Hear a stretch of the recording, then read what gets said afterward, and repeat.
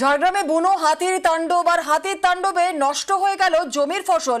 12 বিঘা চাষের ফসলের ক্ষতি। ঝাড়গ্রামে বুনো হাতির তাণ্ডব। আমাদের সঙ্গে রয়েছেন আমাদের প্রতিনিধি রাজু। বন দপ্তর কি বলছে?